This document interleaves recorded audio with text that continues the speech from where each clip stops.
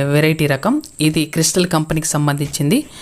దీని గురించి చూసినట్లయితే ఇది హైలీ సూటబుల్ అండి. హై డెన్సిటీ విధానానికి హై సూటబుల్ సంబంధించింది. దీని యొక్క హైట్ను చూసుకున్నట్లయితే మీడియంగా ఉంటుందండి. అలాగే దీని యొక్క కాయలు చాలా పెద్దవిగా ఉంటాయి. దీని బరువును చూసినట్లయితే 5.5 గ్రామ్ నుంచి 6 గ్రామ్స్ వరకే ఉంటుందండి ఒక్క బాల్ సంబంధించి. అలాగే ఇది తక్కువ సమయంలో పంట అనేది కోతకు రావడం జరుగుతుందండి. 80% ఆఫ్ ద పికింగ్ అంటే దిగుబడి ఈల్డ్ అనేది ఫస్ట్ తీతలోనే మనకు రావడం జరుగుతుంది. అలాగే సెకండ్ తీతతో దీని యొక్క పంట కాల పరిమితి అనేది పూర్తవడం జరుగుతుందండి.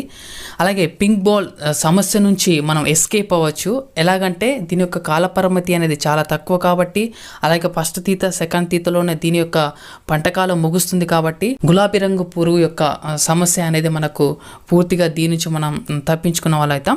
సో ఈల్డింగ్ దిగుబడి కూడా ఎక్కువగా ఉంటుంది. ఎందుకంటే దీన్ని ఎక్కువ డెన్సిటీతో ఎక్కువ మొక్కలు నాటుకోవడం ద్వారా దిగుబడి అనేది కూడా ఎక్కువగా రావడం జరుగుతుంది. అలాగే దీంట్లో చూసినట్లయితే విత్తుకునే విత్తనాల సంఖ్య గ్రాముల్లో చూసుకున్నట్లయితే దాదాపుగా 1350 గ్రాముల విత్తనాలను మనం నాటుకోవడానికి, ఈ విత్తన రకం నాటుకోవడానికి మనకు అవకాశం ఉందండి. దీని ఒక విత్తన వరుస లేదా వరుసకు వరుస మధ్య సాలుకు వరుస మధ్య దూరం చూసినట్లయితే 90 సెంటీమీటర్స్ ఇంటూ 60 సెంటీమీటర్స్ దూరంలో నాటుకున్నట్లయితే